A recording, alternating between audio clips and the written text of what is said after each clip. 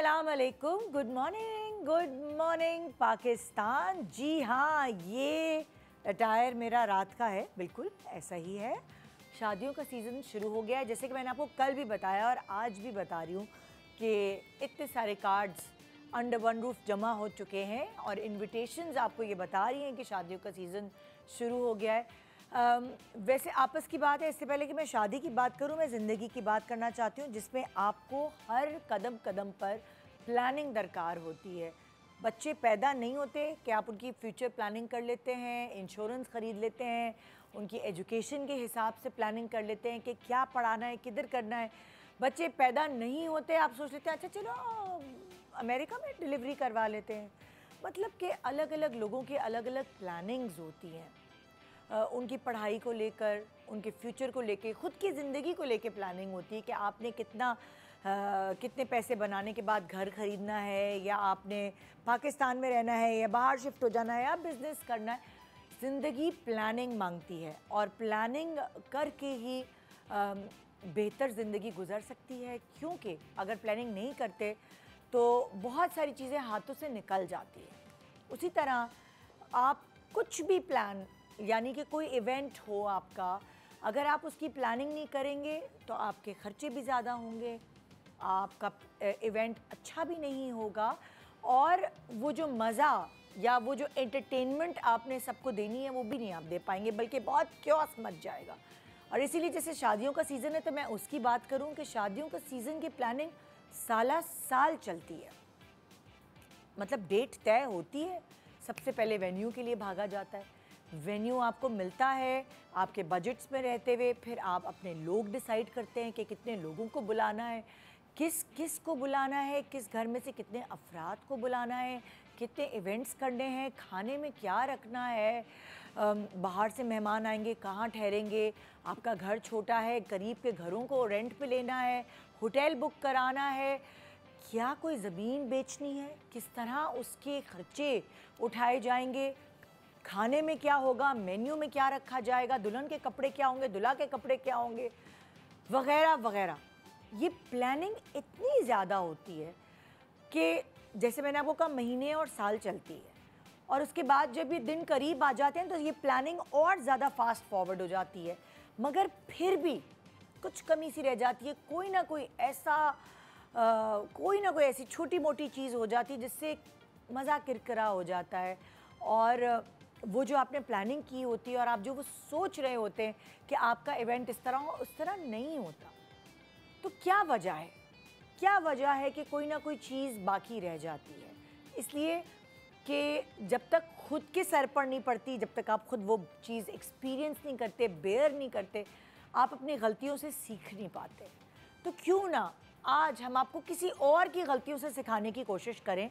आज हमारे पास कुछ ऐसे लोग होंगे, ऐसी आम जिंदगी से जो आप गुजारते हैं, सेलिब्रिटीज़ के अलावा, जो कि अपनी गलतियां या अपने एक्सपीरियंसेस आपसे शेयर करेंगे, ताकि आप ख़बरदार हो जाएं कि ये चीज़ आपके साथ भी हो सकती है। सो इसीलिए बी अवेयर, बेसिकली आज ख़बरदार रहने वाला प्रोग्राम है, और वो भी आपके ख़ास इवेंट्स के लिए।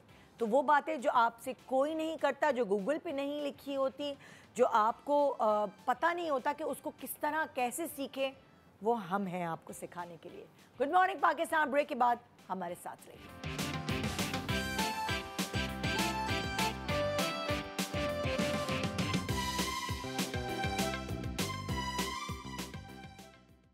Welcome back. Good morning Pakistan. तो खाली मैं ही आज शादी के कपड़े पहन के नहीं आई, यहाँ मेरे सामने भी कुछ लोग बैठे हैं जी, चमक रहे हैं, झिलमिल। और आज की सुबह मिलवाते हैं, बड़े दिनों बाद मेरी मुलाकात हो रही है। फजीला काजी मेरे पास। फजीला कैसे? और सादिया इमाम। अस्सलाम वालेकुम। वालेकुम अस्सलाम। कैसे हैं आप लोग? ठीक ठाक, अल्लाह का शुक्र। बेचारी निदा ना हमेशा जब मुझे बुलाती कंफ्यूज हो जाती है, मेरे दो नाम ले दिया। ये यूं हमेशा हर दफा हमेशा काजी बोलूं कैसर बोलूं, काजी बोलूं कैसर बोलूं। हाँ, तुम फजीला बोल दिया करो। फजीला ही तुम मेरा फजीला काजी बोल दिया करो, पूरा नाम बोल दिया करो। हाँ। परेशान नहीं हुआ करो, मियाँ के बारे में ना घबराने की जरूरत नहीं है। वो तो है, आपने मियाँ के दोस्त और मौला ने कायम दायम रख के वो हैं। ऐसा ना हो ना कि वो माइंड कर जाए। नहीं वो नहीं माइंड करते, नहीं, अब उन्होंने एक्सेप्ट कर लिया है। अब उन्होंने एक्सेप्ट कर लिया है। बिल्कुल बिल्कुल। सो आज बड़े अच्छे लग रहे हैं आप लोग। थैंक यू, बड़े प्यारे और थैंक यू सो मच। ये क्रिएशन ऑफ अनिलास की है तो बड़ा मजा आता है मुझे आप उनके कपड़े जिसकी पहन के। क्रिएशन है, हाँ। उन्होंने भी आपको अच्छा प्यारा बहुत, पैदा कर बहुत, दिया, बहुत प्यारा। उनको भी क्रेडिट दे दे। वो दो अनिलास बैठी हुई हैं। मैंने कहा चले फजीला और मैं सीरियसली कहूँ जो ARY का मेकअप है ना, हाँ मैं हर बार कहती हूँ वो आपको और 4 चांद लगा देता है। क्या बात, तुम्हारी टीम बहुत मजे की है, जबरदस्त। और ऐसी यहाँ आके ना कोई सुबह में मुझे स्ट्रेस नहीं होता कि भाई मेरे बाल सही नहीं बनेंगे या मुझे कोई मसला होगा। एक मेंटल पीस के साथ आप आते हैं तो फिर आप उस चीज़ पे बात कर सकते हैं जो एक्चुअली आप करने आए हैं। बिल्कुल। ये देखिए इसका मतलब जैसे लाइक आज हमारा जो टॉपिक है कि शादी का जो इवेंट है उसमें इतनी सारी गड़बड़ें होती हैं, लेकिन सारी गड़बड़ों के बाद अगर आपको ये पता हो कि आपका जोड़ा बेस्ट सिला हुआ है और आपका मेकअप अच्छा हुआ है, आप प्यारे लग रहे हैं, तो आप सब चीजें संभाल लेते हैं। एग्जैक्टली कंफर्टेबल होना चाहिए। अगर आप अपनी स्किन में कंफर्टेबल हैं उस वक्त अपने कपड़े, मेरा तो मसला है मेरे बाल, अगर मेरे बाल अच्छे नहीं बने हो ना मेरा मुंह खराब हो जाता है। सेम फजीला, सेम मसला। आप जितना हसीन में अपना मेकअप कर लूँ और बाल की इधर से उधर ना मेरे मुंह से पता चल जाएगा कि आज स्ट्रेस आ गया है। सुनते हैं कि ये वाकई है कि अगर आपका बस खवातीन को है कि मर्द हजरात को ही होता है कि खाना कम ना पड़ जाए, खाना खराब ना हो, उनके अलग जो है वो इश्यूज हैं। लेकिन खवातीन को ये होता है कि अच्छा अगर वो अच्छी लग रही हैं तो दुनिया इधर की उधर जाए, अच्छा कोई बात नहीं संभाल लूंगी, बस बुरी नहीं लगनी। वैसे भी मैं आपको एक बात बताऊं, मुझे ये लगता है कि खवातीन या लड़कियां या मतलब वो ज़्यादा रिस्पॉन्सिबल होती हैं और वो ज़्यादा चीज़ों को अच्छे तरीके से हैंडल कर सकती हैं। मर्दों का अपना एक अलग होता है, लेकिन मर्द शायद उस तरह नहीं सोचते जिस तरह औरत सोचती है। वो तो सीरियस नहीं ले रहे होते, हो जाएगा। मतलब मैं अपने मियाँ की मिसाल दूँ तो वो एंड टाइम तक यही चल रहा होता है, अरे भाई तुम टेंशन बहुत लेती हो जाए। अच्छा मुझे होता है कि चीज़ें थोड़ा सा आप थोड़ा पहले लाइन अप करके रख लीजिए। ज़रूर आपने उसी दिन भागम दौड़ी करनी है। अब जैसे मेरे घर में भी शादी शुरू हो गई है, बाजी के बेटे की शादी है, तो हमने पहले से ही जो माइयों का सामान जो बहनों की तरफ से जाना है, खालाओं की तरफ से, तो पहले ही जोड़े लेके सिलवा के उन्हें पैक करके, इवन उनके नामों के साथ। अब 7 तारीख को है उसका वो माइयों, लेकिन 1-1.5 हफ्ते पहले से सब कुछ पैक होके थाल में सज चुके। ओके। तो ये मैं कहती हूँ कि चीज़ों को थोड़ा सा आप इजी कर दें। क्या पता उस दिन कोई और नई प्रॉब्लम, खुदा ना खासा कोई एक नई चीज़ हो और उस आप सर पकड़ के बैठे हो, हाय काशी में पहले कर लेती जब फारिग बैठी थी। तो अगर चीज़ें अवेलेबल हैं तो आप ख़त्म करें उसको, काम को करके। लेकिन हर कोई ऐसे नहीं सोचता ना, लोग ऐसे भी सोचते हैं कि अच्छा यार चलो हो जाएगा। सिर्फ मर्दों में नहीं होता, ये औरतों में भी होता है प्रॉब्लम। आखिरी वक्त तक, जैसे ईद पे भी चांद रात को जाना है, चूड़ियां, मेहंदी, और वो तो खैर कपड़े, कुछ लोग तो कपड़े चांद रात को लेते हैं। तो एन वक्त पे जाहिर थोड़ा स्ट्रेस हो जाता है, और स्पेशली अगर आपके अपने घर इतना अच्छा भी नहीं होता, बहुत कम ऐसा होता है कि तुक्का लग जाए और कोई चीज़ अच्छी मिल जाए, वरना आप बस फिर वो कर रहे होते कि टाइम, अब क्या करें, टाइम नहीं है। मैं तो कहती हूँ शादी पे ना इतना ज्यादा वो फैलावड़ा डालना ही नहीं चाहिए। तुम्हें पता है मेरा तो आपकी सोच अलग है ना कि भाई सोच अलग है, लेकिन अब ये कि जब है आपने इतना फैलावा बना दिया है तो फिर आप उसको पहले से चीज़ों को ना अपनी सेट करके रखें, ताकि ना। अच्छा, अब जैसे फॉर एग्जांपल आपका एक्सपीरियंस मैं इसलिए पूछना चाहूँगी, आपने फैलावा नहीं बनाया, आपकी चीज़ें सिमटी हुई थी, तो क्या उस वक्त भी आपको क्योस या वो टेंशन रही, या शादी ख़त्म होने के बाद आपको लगा अरे वो तो चीज़ रह गई, अरे वो तो हमने की ही नहीं? मैं ऐसा कुछ भी नहीं सोच रही थी शादी के बाद तो, और उससे पहले भी एक्चुअली मेरा मसला ये कि मैं अपने ख़ानदान में ददियाल ननियाल दोनों में ना सबसे छोटे वाले कज़न्स में हूँ। तो अब जो बड़े कज़न्स हैं वो यहाँ नहीं हैं, कोई बाहर है, तो और मेरी कोई बहन नहीं है, तो बेसिकली मेरे पास कोई ऐसा नहीं था जो मुझे हेल्प करता। नहीं तो शादी के पाकिस्तान में शादी होती है ना तो आपके रिश्तेदार आ जाते हैं कि बहनोई को दे दिया, उन्होंने संभाल लिया। रिश्तेदार यहाँ हो ही ना तो फिर कहाँ से? वो कह रही हूँ ना, वही तो वही बात है ना।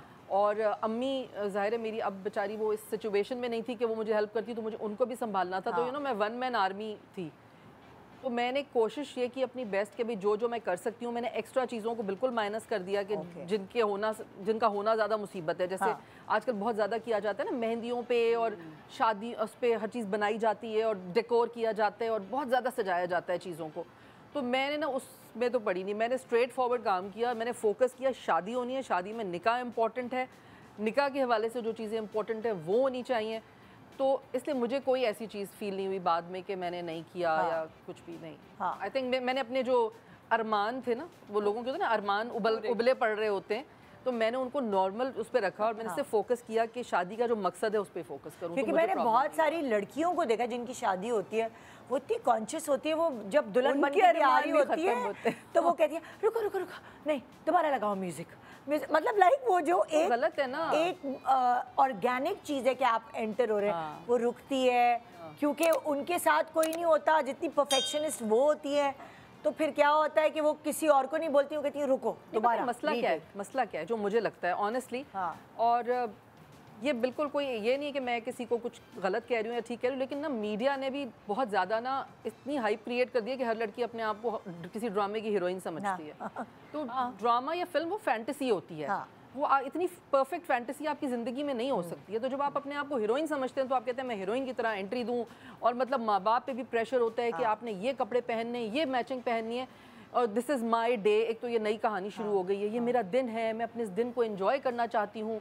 अरे भाई तुम्हारा ये दिन है, लेकिन उसके बाद जो उस दिन की आगे तुम्हारी ज़िंदगी है, उस ज़िंदगी को तो तुमने मतलब सही से लेके चलना है ना। तो हमारे पास यही प्रॉब्लम है कि हम चीज़ों को बस उसी दिन तक महदूद रखते हैं कि आज जो नहीं हुआ बस वो शायद कभी नहीं होगा, कभी नहीं। तो ये नहीं सोचती कि अगर आज का दिन मैं उसी तरह होने दूँ जैसे होता है, एक तरीके से चलूँ, तो अगले दिन और अच्छे होंगे। आप उस जगह में, उस मोमेंट में जो असल उसकी स्पिरिट है, जो मोहब्बत है, जो रिश्ता बनने जा रहा है लोगों के साथ भी, सिर्फ ये नहीं कि हस्बैंड के साथ, उसके घर वालों के साथ, या अगर लड़के की बात करें तो लड़के के और उसके घर वालों का भी रिश्ता एक नया बनने जा रहा होता है सबसे, उसके बीच में आप फजूल रस्मों को लाके कभी कभी इस तरह की तलखी या कोई ऐसी बात क्रिएट कर देते हैं जो आपको फिर मेमोरीज में आ जाती है। तो मुझे लगता है कि हमें ना हर चीज़ की बस असल चीज़ को देखना चाहिए कि असल मकसद क्या है, उस हिसाब से आपकी मेमोरीज क्रिएट होंगी, और वो मेमोरीज आप याद करेंगे तो फिर मेरी शादी पे भाई ये हुआ था, बड़ा अच्छा लगा था, और मैं ये तो नहीं करेंगे कि फ़लाना लड़ पड़ा था या इस रंग की चीज़ नहीं थी तो मुझे बुरा लग गया था। तो आपको अपनी मेमोरीज क्रिएट करनी है, आप उनको अच्छा रखेंगे तो आप ही को फ़ायदा है। बिल्कुल बिल्कुल। सो देखते हैं आज एक्चुअली हम लोगों ने, आम लोग जो एक्सपीरियंसेस से गुजरे और उनसे जो गलतियाँ हुई हैं, उन्होंने जो एक्सपीरियंसेस अपने बेयर किए हैं वो हमसे शेयर करें, ताकि बहुत सारे लोग जो भी वो दिल में उनके अरमान है या वो सोच के बैठे हैं और वो उन्होंने सर अंजाम देने, तो उसमें क्या क्या गलतियाँ हो सकती हैं वो अवेयर हो जाए। तो ख़बरदार, होशियार। मेरे साथ इस वक्त मौजूद है सालेहा। अस्सलाम वालेकुम सालेहा। अस्सलाम वालेकुम। अच्छा, मेरे साथ ये हुआ कि मेरी सिस्टर की शादी 1 महीने के अंदर अंदर तय हो गई, और काम आपको पता है शादियों में बहुत ज़्यादा होता है। तो हमारी मदर ने क्या करा कि सबको काम डिस्ट्रीब्यूट कर दिए, भाइयों के ज़िम्मे कुछ लगा दिए, कुछ बहनों के ज़िम्मे लगा दिए। तो मेरे ज़िम्मे ये था कि मैंने सबको कार्ड देने जाना, कार्ड तकसीम करने थे, और मैंने बड़ा अच्छा सा एनिमेटेड सा कार्ड बनवाया व्हाट्सएप पे, और आजकल व्हाट्सएप पे ही जा रहे हैं कार्ड्स वगैरह। तो मैंने जो है वो अपने रिश्तेदारों को कार्ड्स भी सेंड करे, और मैंने कॉल्स पे भी उनको बोला, ननियाल में भी और ददियाल में भी। तो इस तरह से मैंने कार्ड सेंड कर दिए, और फिर हम अपनी मसरूफियात में मसरूफ़ हो गए। ज़ाहिर है हमें भी अपने तैयारियाँ करनी है, और सिस्टर की भी और चीज़ों की भी तैयारियाँ करनी थी। तो जैसे ही मेहंदी का दिन आया तो जो है वो देख रहे हैं तो हमारे ददियाल वाले, मेरी फुप्पो नहीं आ रही, मेरे चचा नहीं आए अभी तक, भाई नहीं आए, क्या हुआ, इतनी देर हो गई आए नहीं। तो पता चला कि वो जो है कॉल्स करी हम लोगों ने, तो पता चला वो आ ही नहीं रहे हैं। तो हमारे अम्मी अब्बू को कॉल गई, अब्बू को बोला कि भाई तुम्हारी बेगम ने तो इस तरह कार्ड पहुँचाया हमें कि जो है वो मतलब कि सर से उतारा हमें, इस तरह से व्हाट्सएप पे कार्ड भेज दिया, इस तरह कोई कार्ड भेजते हैं कोई। तो हमारी चची का और हमारी जो है फुप्पो का इस तरह मुंह बन गया, और बाकायदा जो है वो ग्रुप बना लिया उन लोगों ने, जो है वो हम नहीं आ रहे। खैर उनको हाथ पैर जोड़ के जो है वो बुलाया कि भाई आएँ आप, हमारी ज़ाहिर है इज़्ज़त का सवाल होता है, सब लोग होते हैं। तो वो बड़ा मुश्किल से उनको हमने बुलाया, आए। तो फिर हम जो है वो हमारा इवेंट इस तरह, वो हमारे अम्मा अब्बा की लड़ाई हो गई, मतलब मदर की और फादर के आपस में लड़ाई हो गई कि भाई उन्होंने बोला कि भाई तुम्हारी बेगम ने तो इस तरह कार्ड भेजा, और तुमने बोला, हमारे अब्बू ने बोला कि भाई तुम तो मेरे घर वालों को इसी तरह कार्ड भेजती हो, मतलब इस तरह कार्ड भेजा है तुमने, इज्जत नहीं दी। और इस तरह से हमारी फुप्पो ने ज़ाहिर है हमारे अब्बू को बोला होगा कि भाई तुम्हारी बेगम ने तो इस तरह कार्ड भेजा है। अच्छा, मैं एक बात बताऊं, सारी आपकी बात मुझे समझ आ गई है, मैं ना थोड़ा सा इस पे बात करना चाहती हूँ। मैं भी देखिए, ये जब भी आप कोई शादी या कोई दावत हो रही होती है तो आपको ये ख्याल रखना है कि देखिए व्हाट्सएप आजकल के ज़माने की चीज़ है। जी। तो ऑनेस्टली जो पहले ज़माने के बुजुर्ग थे या लोग थे तो उनके लिए ये बहुत डिसरिस्पेक्टफुल होता है कि आप उन्हें ऐसे ही बस आपने ना फॉरवर्ड कर दिया, कार्ड भेज दिया या फ़ोन कर दिया, या आप उनसे पूछें कि भाई आपने एक्सेप्ट किया है या नहीं किया, या फिर हम आपके पास आके आपको कुछ कार्ड छपवा लेना चाहिए, क्योंकि देखो दुनिया जो है ट्रांजिशनल उसमें है। तो ये ट्रांजिशन जब तक होगी वो जहनी ट्रांजिशन भी है। पुराने लोगों को ना व्हाट्सएप उनको लगता है, उनको डिसरिस्पेक्टफुल लगता है। क्योंकि मुझे अच्छे से याद है जब शादी हो रही होती है तो कुछ बड़े ऐसे होते हैं जिनको खुद जाके बुलाना पड़ता है, बाकायदा आप खुद जाते हैं। हमारी फैमिली में भी ऐसे ही हुआ था। मेरी शादी हो रही थी तो मेरे हस्बैंड हैदराबाद गए कार्ड देने के लिए। अब जाहिर है जब आप सब कुछ खुद कर रहे हो तो भागम दौड़ी तो बहुत ज़्यादा एक क्यास मचा हुआ होता है। सो क्या हुआ कि अब वो एक ही घर में या एक दो घरों में कार्ड दे दिया कि अच्छा सब आप जो है ना आप अपने जो बाकी बहनें और बहनों हैं उनको आप कार्ड दे दीजिएगा। समझे, एक बहन के घर कार्ड दे दिया, फिजिकली कार्ड दे दिया। जब हैदराबाद क्रॉस किया और बाहर निकले तो फ़ोन आया एक और बहनोई का कि हम तो नहीं आएंगे, आप फलाने की बहनोई के घर चले गए, आपने उसको दे दिया, आपने हमें नहीं दिया। उसका तरीका ये होता है ना, फिर फोन करके मतलब पूछ ले कि आप एक्सेप्ट कर रहे हो या फिर जो है वापस यू टर्न लेकर पलट के गए हैं उनके घर, क्योंकि जब आप शादी कर रहे होते हैं ना आप किसी को नाराज नहीं करते। लेकिन पहले थोड़ा सा एक तरीका ये भी होता है, सॉरी फजीला जी, कि जैसे अब हमारे यहाँ भी हो रहा है तो हमने क्या किया कि कुछ कार्ड बड़ों के लिए, जिस तरह जो बड़ी मामू है जो इस वक्त हयात है, जो आपके बड़े आपके, तो वहाँ फिज़िकली मेरे बहनोई खुद गए और जाके देकर आए। बाकी सबको पहले बाजी ने कॉल करी, कॉल करी, क्योंकि वो घर की बड़ी हैं। बहनोई ने कॉल करी कि अगर आपको बुरा ना लगे, क्योंकि अब आज के दौर में सफ़र भी और ट्रैवलिंग भी और काम भी बहुत है, तो क्या मैं व्हाट्सएप कर सकता हूँ, वरना मैं कार्ड देने आऊँ? तो उन्होंने खुद इजाज़त दी, नहीं बेटा इसमें बिल्कुल तुम्हें ज़हमत करने की ज़रूरत नहीं है, तुमने फ़ोन कर दिया, यही बहुत। तो देखिए ये एक बहुत बड़ी चीज़ थी। जहाँ आपकी कमी रहेगी वहाँ आपके वालिदैन को, आपके फुप्पियों को, आपकी खालाओं को या जो भी आपके बड़े थे उनको पहले कॉल करनी चाहिए थी, उनसे पूछना चाहिए था क्या मैं आपको कार्ड देने आऊँ, या अगर आप मुझे इतनी सी सहूलत दे दें कि मैं व्हाट्सएप पे कर दूँ तो आपके पास डेट, क्योंकि आपके सामने के एक महीने के अंदर अंदर, तो वो उनको भी खुशी होती कि इन्होंने हम पे जिम्मेदारी डाल दी कि अब हम इन्हें इजाज़त दें, तो वो शायद खुशी खुशी आपको इजाज़त देते हैं, अरे नहीं ज़रूरत नहीं है तो मुझे व्हाट्सएप कर दो। तो कभी कभी बड़ों को इज्जत दे के अपनी ही बात मनवा लेनी चाहिए। और पता है माओं को थोड़ा ये देखना चाहिए आजकल कि भाई माँ बाप फौरन बच्चों के कहने में ना कि वो थोड़ा कूल बनने के लिए ना कि हाँ भाई कर देते हैं, लेकिन ऐसा नहीं होता। अब मेरे बेटे की तो शादी चले आज से 1.5-2 साल पहले हुई ना, तो उस वक्त भी ये व्हाट्सएप का था, लेकिन तब भी हमने फिजिकल कार्ड छपवाए। और हमारे ससुराल में क्या तरीका है जो हमने सीखा वो यही कि भाई आप फ़ोन करें, उनसे बोलें कि हम आपको दावत देना चाहते हैं, आपके घर आना चाहते हैं और आप बताएं या फिज़िकल कार्ड आपको देना है, तो वो कहेंगे कि नहीं हम मतलब आप कोई बात नहीं आए, या फिर आप हमारा एक कार्ड जो है फलानी जगह दे दें। हाँ, किसी से ना पूछ के अगर बंदा कर ले तो फिर आसानी हो जाती है, फिर वो बदमज़गी नहीं फैलती। अब जैसे हमारे यहाँ होता है तो हमारे यहाँ बड़ी आसानी होती है कि सब, अगर कोई किसी की अभी शादी हो रही वो बड़ी बाजी के घर तक पहुँच गया ना, तो अब वो माँ की जगह है।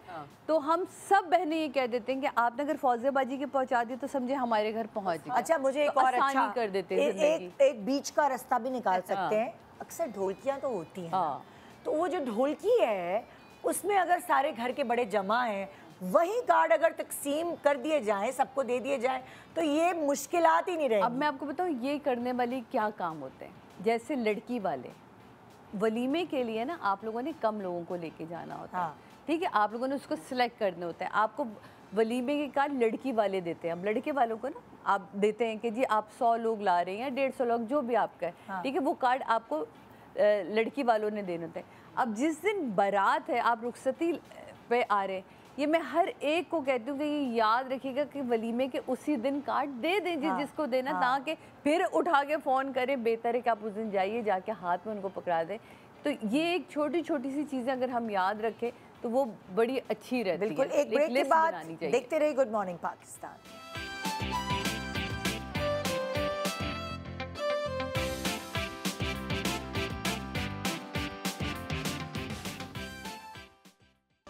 Welcome back, good morning Pakistan. आज हम बात करें कि अगर कोई भी किसी भी शख्स से गलती हो जाती है अपने इवेंट को प्लान करने में, और वो कौन सी गलती है ज़रा उनसे हम कुछ सीख लें, आपको ख़बरदार कर दें।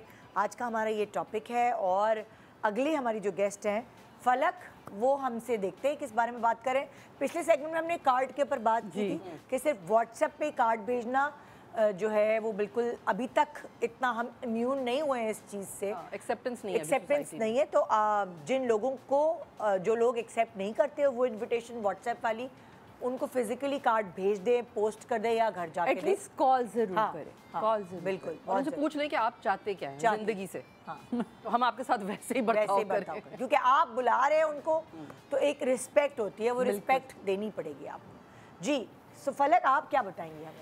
मैं अपनी ही स्टोरी बताऊंगी। मेरी 2 साल पहले शादी हुई थी। अच्छा। तो अक्सर ये होता है हमारे में शादियों में ना कि बेटी के साथ खाना जाता है।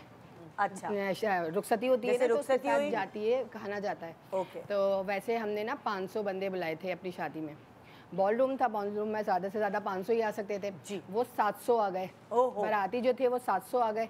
तो वो अब जैसे तैसे मैनेज तो कर लिया, ऊपर से लेट भी आए, 10:30 पौने 11 के करीब आए। बॉल रूम 12 बजे तक बंद हो जाते हैं सारे हॉल वगैरह। हाँ। तो जैसे तैसे मैनेज कर लिया 700 लोगों को। जाहिर सी बात, इमरजेंसी में खाना भी हम नहीं कर सकते इतना ज़्यादा। जैसे 500 हैं तो 700, 750, 200 बंदे ज़्यादा बढ़ गए। हाँ। तो क्या कहते हैं, हमारे जो है वो खाना वाने का किया तो इतना वेस्ट किया खाना, इतना वेस्ट किया खाना उन लोगों ने कि मतलब खाना कम पड़ गया। कुछ समझ में नहीं आया। जो मेरे लिए अलग से मेरे मामा बाबा ने खाना बनवाया था ना कि ले जाने के लिए कि रुखसती में इनको देंगे, तो फिर हम लोगों ने उसको मैनेज किया, बाबा ने, कि उन लोगों को उसमें डिस्ट्रीब्यूट कर दिया सारा खाना। जैसे तैसे किया। फिर मेरी रुखसती हो गई, मैं घर चली गई। तो वहाँ जाके देख रही हूँ तो वहाँ पे सबके मतलब मुंह बने हुए सास के कि भाई हमारे यहाँ तो होता है, बड़े बेटे की शादी हुई थी तो वहाँ से तो इतना खाना आया था, अब ये वहाँ पे इतने लोग थे बाहर से, मतलब पंजाब टाइप से और जो जगह से आए हुए थे लोग, घर में रुके हुए थे। कह रहे हैं अब हम इनको कैसे क्या खाना खिलाएं। मुझे तो नहीं बोला, लेकिन वो सब बातें कर रहे थे आपस में। मैं उस वक्त कुछ बोल ही नहीं सकती थी। तो जैसे तैसे मेरी बहन भी थी। सुबह जब नाश्ते के टाइम हुआ, मेरे घर वाले नाश्ता वगैरह लेकर आए, सारी कज़न्स वगैरह बैठी हुई थी, मेरी छोटी बहन भी थी। तो उनके सामने भी मेरी सास ने कहा ना कि हंसते हंसते, हाँ भाई खाना तो नहीं भेजा और ये है वो है, मतलब सारी उन्होंने अपनी बात बोली। तो मेरी बहन को बड़ा बुरा लगा। मेरी बहन ने घर जाके अपने बाबा को बोला कि भाई ऐसे ऐसी बात थी। तो मेरे बाबा को बहुत गुस्सा आया कि मतलब खाने पीने के लिए इस तरह थोड़ी होता है। तो फिर मेरे बाबा ने मेरी सास को फ़ोन किया कि आपके जो बाराती वगैरह हैं ना, जितने भी हैं, रात का खाना मैं खुद ही करूँगा। तो फिर वो जो जितने भी लोग थे उनके रुके हुए थे, तो रात को मेरे बाबा ने देगा वगैरह बनवा के फिर उनको वहाँ पे पहुँचाइए मेरे ससुराल में। तो फिर जाके उनका थोड़ा मूड सही हुआ है कि मतलब ऐसे नहीं होता कि ना खाना आता है लोगों को हम क्या खिलाएँगे, मतलब इस तरीके से बहुत चीज़ें फ़ेस करनी पड़ गई। तो इस चीज़ का मुझे बहुत वो हुआ था कि क्या कहते हैं ना, सिर्फ क्या खाने के लिए मतलब वो होता है कि खाने के लिए जो है लोगों को बुलाया जाता है। रूल्स नहीं होते, ये तो मोहब्बत होती है। की बात नहीं है। देखें इस सारे मसले में जो मुझे चीज़ नज़र आ रही है ना, वो है एहसास की कमी, एम्पैथी, जो हमारे में से अब ख़त्म हो गई है। उसका एक मुद्दा तो ये है कि लोगों को आप जब कार्ड भेजते हैं, शादी में बुलाते हैं, तो हमारे यहाँ ना लोगों को ये तमीज़ नहीं है। उन्हें लगता है कि बस अगर आज हमें इस दावत में बुला लिया, हम पूरा ख़ानदान अपना ले जाएं। जबकि अगर कार्ड पे आपने लिखा हुआ है कि जी Mr and Mrs, that means 2 people. Mr and Mrs with family आप लिखेंगे तो वो होगा, लेकिन फैमिली में भी एक लिमिट होती है ना कि भाई चलो 4 आपके बच्चे हैं तो 4 ले आए, लेकिन अगर आपके 12 बच्चे हैं तो 12 तो नहीं लाएंगे ना। लोगों को मैंने देखा है शादियों में ये ज़्यादती करते हैं लोग कि ना आप उनको बुलाते हैं 2 लोगों को, वो 10 लोग आ जाते हैं, कोई 8 लोग आ जाते हैं, कोई 7 लोग आ जाते हैं। अब मासियां भी ले आएंगे, उनकी गिनती तो 2 की हुई होती है। एग्जैक्टली, मासियां भी ले आते हैं। एक तो ये चीज़ गलत है। हमें ना ये चीज़ देखनी चाहिए। हम ये समझें कि अगर आज हम करेंगे तो कल को हम पे भी ये वक्त आएगा। एक बात। अच्छा, दूसरी बात, जहाँ तक आपकी सास का सवाल है, देखें थोड़ा सा अगर आप उसको पॉजिटिवली देखें, उस मेमोरी को आप अपने दिल में ख़राब ना करें। वो ये कि उनका तो कसूर नहीं है ना, उनको तो नहीं पता था। एक तरीका यही होता है कि हाँ, अगर किसी के पास मेहमान ज़्यादा आए हुए होते तो वो दुल्हन के साथ जाता है खाना, तो लोग एक्सपेक्ट कर रहे होते हैं कि यार आएगा तो चलो इनके लिए इजी हो जाएगा। तो क्योंकि उस वक्त है ना, शादी के वक्त खाया नहीं गया होता और फिर उसके बाद घर जाके और उनके पास मेहमान थे ना, तो उन्होंने अपना बंदोबस्त नहीं किया हुआ होगा। ये था कि अगर वो उस वक्त रात को तुम्हारे अब्बू ने बहुत अक्लमंदी की कि दूसरे दिन जो है उन्होंने कहा कि हाँ मैं भेजूंगा। क्योंकि अगर कभी ऐसा हो जाए तो हमें ये चाहिए कि भाई बता दें कि भाई ये हो गया है, और प्रॉब्लम उनके सामने भी हो रहा होता है। अगर उन्हें पहले से इन्फॉर्मेशन हो तो वो अपना कुछ अरेंज कर लेंगे, या शायद वो जुमला ना बोलती, या अगर बोल भी दिया तो उनके ऊपर भी एक प्रेशर होगा।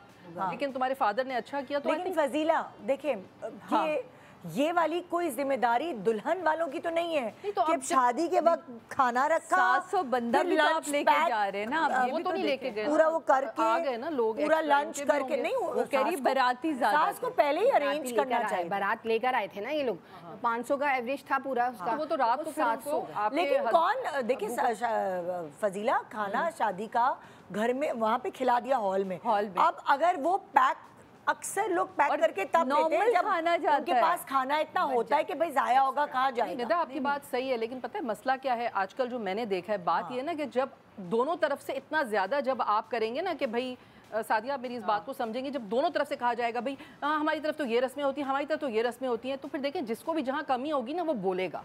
या तो आप रस्में भी तो खुद भी तो कम करें ना, दोनों तरफ से कम होंगी। ये कोई रस्म तो है ये नहीं, रस्म है, ऐसा नहीं कि रस्म है, इसको रिवायत कह सकते हैं लेकिन इस रिवायत में ये नहीं होता कि देहें जाती हैं, ये एक शगुन के तौर पे कि बच्ची खाली हाथ के दूल्हा ने नहीं खाया होता ना, कि खाना जाता है। ये नहीं होता कि देगों की देगें जा रही हैं, लेकिन एक नॉर्मल क्वांटिटी में खाना ज़रूर जाता है। तो मेरा ख्याल है कि उस वक्त आपकी सास को भी थोड़ा सा रियलाइज़ करना चाहिए था, लेकिन ऑफ कोर्स कि 700 बंदा आप लेके जा रहे हैं, कहाँ आपने 500 का वो किया अरेंजमेंट। तो मेरा ख्याल है कि दोनों तरफ से, बट आपके वालिद साहब बहुत अक्लमंद थे कि उन्होंने नेक्स्ट डे उस चीज़ को संभाला। और देखें ये बड़ी अक्लमंदी होती है, इसको अना का मसला बेटा बिल्कुल ना मनाना, और ज़िंदगी में तो इस चीज़ की गिरा बांधना ही नहीं। हाँ, और माइंड भी नहीं आया और करना। गुजर गया, ये छोटी छोटी चीजें होती है, इससे तुम सीखना कि अब इंशाल्लाह आगे आने वाली जनरेशन में तुमने क्या करना है ना। और अपने बच्चों को दूसरा इस वक्त वो लोग जो इस वक्त हमें देख रहे हैं और जो शादी में एज मेहमान बन के जाते हैं, प्लीज खुदारा इतनी प्लेटों में पहाड़ बना के जो खाना डाला होता है ना, और मुझे समझ नहीं आती नहीं कि खाने के बहुत दुख होता है कि अगर फॉर एग्जांपल आपको वीआईपी क्रिएट किया गया और आपके सामने टिक्के ला के रख दिए, ये भाई एक खाना लगा हुआ है ना एक जगह पे, आपकी टेबल पर अलग अलग 6 दफा जाके खाना खा ले। मुझे समझ नहीं आती लोग जो पहाड़ बना के लाते हैं खाना, आप 6 दफा ले लें।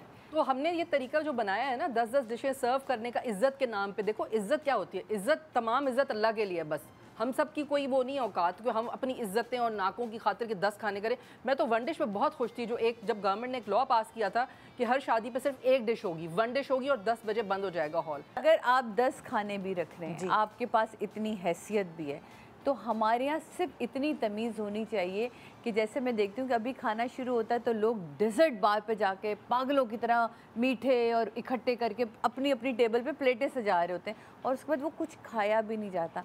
तो अगर आप सिर्फ इतना ही एहसास कर लें कि ये खाना कहीं नहीं भाग रहा, कोई दूसरा आके नहीं खाएगा, हम ही लोग हैं जिन्होंने खाना है, उतना ले जितना इस वक्त आपकी पेट की भूख है। फिर सही उन्होंने बात की एम्पैथी, जो एम्पैथी है वो खत्म हो गई है लोगों में, बेहिसी आ गई है, बेहिसी आ गई है। और अगर होता है अक्सर कि आप अगर एक को भी एक्स्ट्रा ले जा रहे होते हैं, फ़ोन करके कह देते हैं हमारी रिश्तेदार आई हुई हैं, हमारे घर ठहरी हुई हैं, तो मैं उनको ला सकती हूँ। अच्छा, अब मैं उनको ला सकती हूँ, आप मना तो नहीं कर सकते, जाहिर सी बात है। हाँ, लेकिन आपको ये पता तो चल जाएगा ना कि वहाँ से 4 लोग नहीं 5 लोग आएंगे। लेकिन पता है गलत है, नहीं मैंने 5 नहीं, मैंने खुद देखा है। मैं मतलब मैंने भी दावत जो की, तो अगर मैंने कार्ड दिया कि भाई आप और फैमिली, मुझे पता था आपके 3 बच्चे, अब आप अपनी बहनों के भी बच्चे और भाइयों के भी बच्चे लेके चले आ रहे हैं। हाँ, इनके यहाँ तो इंडस्ट्री, हमारे साथ हर इंडस्ट्री की शादी में ये होता है कि इंडस्ट्री आएगी उस चक्कर में सब। हमने तो पहले बता दिया था कोई नहीं आ रहा, हम आ रहे हैं, हमें जो है ना हम मतलब वही समझा जाए एक नॉर्मल जो लोग होते हैं, तो वो मसला नहीं होता। मसला ये भी होता है लोगों में एक अगेन ये कि अच्छा हम कुछ दे रहे हैं तो हम पूरा ही वसूल कर लें, वो पूरा तो क्या वो 5,000 दे के 30,000 का तो नुकसान कर जाते हैं। बिल्कुल बिल्कुल आप सही कह रहे हैं कि हम भैया सलामी दे रहे हैं तो आओ तुम भी आ जाओ, तुम भी आ जाओ, चलो रेस्टोरेंट वाला खाना हो जाएगा। मैं तो एक और, अब मैं अगर मुझे खुदा ना खास्ता बना दिया ना यहाँ का कोई मिनिस्टर किसी चीज़ का, मैं कहूँगी शादियों में वंडिश होगी। शादियों में आप लिफाफा ना लाएं, आप आएँ सिर्फ 2 लोग, 2 की दावत है, लिफाफा ना लाएं, कुछ भी ना लाएं, गिफ्ट नहीं चाहिए, लेकिन सिर्फ 2 लोग आएंगे। अच्छा, मुझे कुछ चीज़ें जैसे होता है ना, हर कल्चर की अलग अलग बहुत अच्छी होती हैं, तो जैसे इटली की एक चीज़ है उनकी कल्चर की जो मुझे अच्छी लगी, उसमें ये कि एक तो वो शादी में मखसूस लोगों को बुलाते हैं, बिल्कुल करीबी, ठीक है, छोटी शादी होती है उनकी। दूसरी एक कोई एक दुकान होती है जो उन्होंने पहले से बताई होती है कि हमें सलामी उस तरह देते हैं कि वहाँ पे अलग अलग चीज़ें रखी हैं कि ये 200 यूरो की है, ये 50 यूरो की है, ये 100 यूरो की है। अलग अलग चीज़ों के जो ज़रूरत की चीज़ें होती हैं, उनकी ज़रूरत, दूल्हा बड़ा और अच्छा। दुल्हन की ज़रूरत की चीज़ें वो उस दुकान में मौजूद होती हैं। और जो सारे शादी में इनवाइटेड लोग होते हैं वो उस दुकान से जाके चीज़ खरीदते हैं अपनी हैसियत के मुताबिक, और चीज़ें वही होती हैं जो दुल्हा दुल्हन को जिनको अब उनके घर की ज़रूरत चाहिए होती है। तो गिफ्ट वहीं से आता है, वहीं से ख़रीदा जाता है और वो ज़ाया भी और नहीं लोग होता। भी 100 ज़्यादा से ज़्यादा 100 होंगे, ज़्यादा से ज़्यादा 90 इस तरह, क्योंकि वहाँ मैंने जर्मनी में शादियाँ अटेंड की तो वो बड़ा अच्छा लगता है। और आपका तो कार्ड लगा हुआ होता है कि आपने अपनी अच्छा, और एक और चीज़ जो कि आई डोंट नो हमारे यहाँ के लोग माइंड करेंगे, मैंने ये देखा जर्मनी में शादी में अपने हाथ से खाना डाल के देते हैं लोगों को। तो हो सकता है हमारे यहाँ लोग माइंड करे कि क्या हमारे निवाले गिन रहे हैं, वो एक रिस्पेक्ट देने का तरीका होता है उनका कि वो अपने हाथ से खाना सर्व कर रहे होते हैं सब। आपकी टेबल पे सर्व हो जाता है खाना। यहाँ पे वो जो अपना एक और जो हमारी कौन सी खोजे बरादरी है या बोरी जो है, उनके यहाँ जिस तरह शादी में थाल रखा होता है और वो उसी तरह थोड़ा थोड़ा सर्व करके दे रहे होते हैं, और जब तक वो ख़त्म नहीं होता, वो एक अगला थाल नहीं भी रह जाए तो वो अगला उसमें खाना ऐड नहीं करते। ये बहुत अच्छी बात है। हमें फैशन शौक सीखने का शौक है, हर चीज़ सीखने का शौक है। हम उन कौमों से अच्छी चीज़ें क्यों नहीं उठाते? अगर हम अंग्रेज़ों में देखें, वो भी लिमिटेड आपके जो रिश्तेदार करीबी होते हैं, उनमें आपने सुबह चर्च में जाके शादी की, शाम में डिनर में भी वही तकरीबन लोग होंगे। सुबह से लेके शाम तक आपने अपने लोगों में टाइम स्पेंड किया और एंजॉय किया।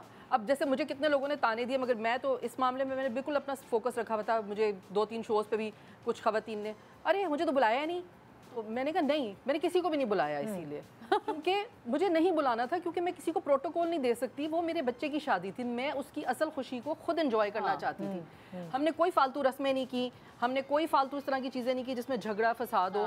तो बस हमने सीधा सीधा शादी की, और मुझे तो यकीन करो पता भी नहीं चला, ना कोई गाने, ना कोई वो डिस्को का लगा, कोई सेटअप, कुछ भी नहीं। लोग आए, लोगों से बात की, उन्हें रिस्पेक्ट दी, उन्हें खाना खिलाया, अस्सलाम वालेकुम, वालेकुम सलाम, 10:30-11 बजे सब फारिग अपने घर। तो ये कुछ चीज़ें आपको अपनी ज़िंदगी में खुद ही उसूल बनाने पड़ेंगे, तो आप आसानी पैदा करेंगे। बिल्कुल। नेक्स्ट उसकी प्रॉब्लम की तरफ चलते हैं। रबाब हमारे साथ। अस्सलाम वालेकुम जी, हाउ आर यू ऑल? बिल्कुल ठीक है, आप बताएं। मेरी प्रॉब्लम ये हुई थी मेरे साथ कि मेरी जब शादी हुई है तो मतलब मेरी शादी के टाइम मैं अपना जो वलीमे का ड्रेस था वो खुद लेने गई थी। खुद मैंने सेलेक्ट किया, ऑर्डर दिया, तो उन्होंने कहा कि आपकी शादी के मतलब जो मेरी वो थी ना माइयों, वो थी मेरी 11 फ़ेब को। अच्छा। वलीमा मेरा था 18 फ़ेब को। अच्छा। तो गैप था। अच्छा। तो उन्होंने कहा वलीम जो माइयों में जो आती है बरी के साथ जो सारे कपड़े आते हैं, तो इसके साथ वो नहीं आ पाया था। अच्छा। क्योंकि वो भी रेडी नहीं हुआ था, तो वो नहीं आ पाया। बारात हो गई मेरी। बारात के बाद जब वलीमे का दिन आया, उससे एक दिन पहले मैं कह रही हूँ कि मेरा मतलब किसी को याद ही नहीं है कि मेरा ड्रेस ही नहीं रिसीव हुआ, ना आया, वो कोई लेने ही नहीं गया वो, और मैं भी भूल गई, किसी को याद ही नहीं है। वलीमे से एक दिन पहले मुझे याद आया, मैंने कहा मेरा वलीमे का ड्रेस नहीं आया। मैं अपने हस्बैंड से लड़ी, अब वो कह रहे हैं नहीं तुम टेंशन नहीं लो, मैं सुबह लेकर आ जाऊँगा, सुबह सुबह जाके ना अर्ली मॉर्निंग। अब वो अर्ली मॉर्निंग गए वहाँ पे, तो उन्होंने कहा ड्रेस तो रेडी नहीं है। उन्होंने वो घर आए डायरेक्ट, उन्होंने कहा ड्रेस रेडी नहीं है। अब मैं उनसे लड़ी, मैं कह रही हूँ जुनैद अब मैं क्या पहनूँगी? उन्होंने कहा अच्छा तुम सैलून जाओ, मैं कुछ करता हूँ अरेंज ना। वो फिर दोबारा से गए मुझे सैलून ड्रॉप करके। मैं उनसे नाराज़ हो गई, बात भी मैंने नहीं करी। मैंने कहा मैं जाऊँ सैलून तो मैं पहनूंगी क्या? मैं दुल्हन बन के तो बैठ जाऊँगी, लेकिन मैं पहनूंगी क्या मेकअप करवाऊंगी? हाँ, मैं क्या मेकअप करूँ क्या? खैर फिर वो गए, उन्होंने उससे अच्छा ड्रेस दिया जो मैं सेलेक्ट करके आई थी, उससे अच्छा, बहुत खूबसूरत, बहुत एक्सपेंसिव भी था। लेकिन वो फिर सैलून में लेकर आया, उन्होंने दिया, लेकिन वो मैंने वेयर तो कर लिया, लेकिन उसकी मेरी ज्वेलरी नहीं मैच हुई। ज्वेलरी मेरी वो डिफरेंट थी, वो उस वाले के साथ मैंने ली हुई थी, और मेरा पाउच जो था वो भी उसके साथ था। तो मतलब वो फंक्शन जो था ना मेरा अच्छा नहीं रहा। बिल्कुल मैं वो पूरे फंक्शन में मैं ऐसी रही, कॉन्फिडेंस लेवल एक तो मेरा वो हो गया बिल्कुल ख़त्म, क्योंकि मैंने वो ड्रेस ही नहीं पहना। एक होता है ना माइंड में कि भाई सेट किया मैं वो पहनूंगी, मैं ऐसे शूट करवाऊंगी, मैं करूँगी, वो वैसा कुछ भी नहीं हो पाया। तो से ज़्यादा तो मैं तुम्हारे कड़े देख रही हूँ, बड़े अच्छे लग रहे हैं। अच्छा, तो फिर क्या हुआ? फिर तुम्हारा दिन रुइन हो गया, मियाँ बीवी की खूब लड़ाई हुई। वो मुझे सैलून में जब आए ड्रेस लेके, तो वो मेरे लिए वो कंगने होते हैं, फूलों वाले कंगने और बर्गर और सारी चीज़ें मुझे बनाने के लिए। आपके नजदीक मियां इम्पोर्टेंट है या जोड़ा इम्पोर्टेंट है? अल्लाह उस वक्त जोड़ा होता है फजीला जी, क्या बात कर रही फजीला जी है? ऐसे नहीं, जोड़ा होता है। देखो जानबूझ के तो किसी ने कुछ नहीं किया ना, जिम्मेदारी किसकी थी मुझे बताएं लेना? उनकी तो गलती नहीं थी कोई। जिम्मेदारी किसकी थी? आपकी भी तो थी ना। अगर आप इतनी खुशियों में थी कि आपको यही याद नहीं रहा कि मैं फोन करके भूल गए। अच्छा हम किसी को बता भी नहीं रहे, मैं अपनी अम्मी को बता रही हूँ ना, वो बता रहे हैं कि हमें डांट पड़ेगी। हाँ, हम किसी को बता भी नहीं रहे, ऐसी नहीं है। क्योंकि अगर माएँ होती है ना, माएँ कुछ अरेंज कर देती उस वक्त, तो वो बताइए, ज्वेलरी चेंज कर देती है, कुछ भागदौड़ जुगाड़ करनी आती है हमारे माँ बाप ऐसी को। सूरत में दो चीज़ों तो उन लड़कियों को समझनी चाहिए कि जो बिल्कुल ही जाके मैचिंग की ज्वेलरियाँ खरीद लेती है ना, कि अगर मेरा फ्रोज़ी जोड़ा है तो उसके अंदर फ्रोज़ी नग भी होने चाहिए। तो इसमें मैं हमेशा कहती हूँ कि आप बड़ी न्यूट्रल ज्वेलरी रखें। अगर आपने रेड पहनना है तो गोल्ड की तरफ जाइए, ठीक है, ज़रूरी नहीं कि आप वो मैचिंग करें। अगर आपका कोई वाइट है, ग्रीन है, ब्लू है, जो भी है जिसमें अगर सिल्वर काम है या गोल्ड, तो आप कोशिश करें कि उस स्टोन्स की तरफ जाएं। आप ये कह रही हैं कि वो रखे, ये नहीं कह रही कि जोड़े पहले से रखो भाई। देखिए पहले वो तो रखना है, अब तो एक चीज़ हो गई। हाँ। लेकिन न्यूट्रल मैं ये भी मैं क्योंकि बहुत सारी दुल्हनों को जब देखती हूँ ना, यहाँ से यहाँ तक सेम कलर जब बना हुआ होता है, उसकी भी अपनी एक डिसेंसी और ब्यूटी नहीं होती, ठीक है। अगर आपने बहुत ही सिल्वर के साथ फ्रोजी सा जोड़ा पहना और सिल्वर आपने नेकलेस पहना तो बड़ा हसीन लगता है। अगर वैसा होता तो शायद आपको किसी उसी जोड़े के साथ बहुत उठ जाता, ठीक है। और दूसरा ये कि सबसे पहले तो रिस्पॉन्सिबिलिटी इम्पॉर्टेंट थी आप दोनों की। अगर आप दोनों ने ये रिस्पॉन्सिबिलिटी ली थी तो ये आप लोगों की थी, इसमें बड़ों का तो कोई कसूर, क्योंकि बड़ों के ऊपर वैसे ही इतना काम होता है ना, इतने बखेड़े होते हैं शादी के। वैसे तो ये और एक लिस्ट बनानी चाहिए। मैं तो मैं कहती लिस्ट बनाए और टिक करते जाएं, ये हुआ, ये हुआ। अगर इतना शौक है सब चीज़ों का तो फिर लिस्ट बनाएं। मेरी तरह मुझे है शौक, मुझे बहुत शौक है चीज़ों का। मेरे घर में दावतें होती हैं, मेरे घर अच्छा ब्रेक पे जा रहे हैं, ब्रेक के बाद करती अरे ब्रेक तो लेने दे मेरी बहन, रुक तो जा, आज क्या हो गया शादी। एक ब्रेक के बाद देखते रहिए गुड मॉर्निंग पाकिस्तान।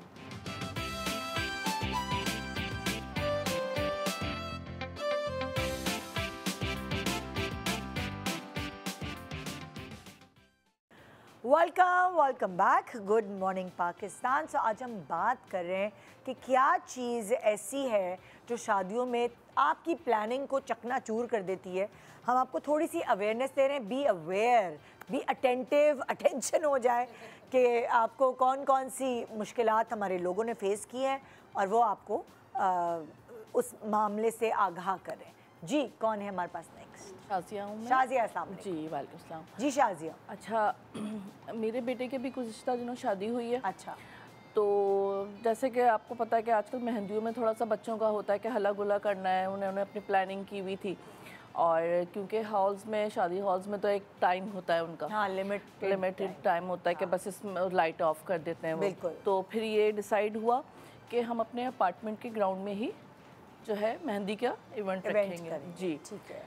तो रख लिया हमने और किसी को कोई मसला भी नहीं था। हमने वहाँ की यूनियन से सबसे बात करके हमने मेहंदी का इवेंट रख लिया। बड़ा अच्छा हमारा इवेंट चल रहा था और यही था कि पहले बच्चों की ज़रा परफॉर्मेंस वगैरह हो जाए। हमने खाना वगैरह भी नहीं कोई वो किया था उस टाइम तक, क्योंकि खाना खाते ही लोग, आपको पता है कि फिर वो निकल जाते हैं। हाँ। तो बच्चों का ये था कि नहीं अभी पहले हम लोग अपना तो सब इतना हमने किया है, लाजमी सी बात है।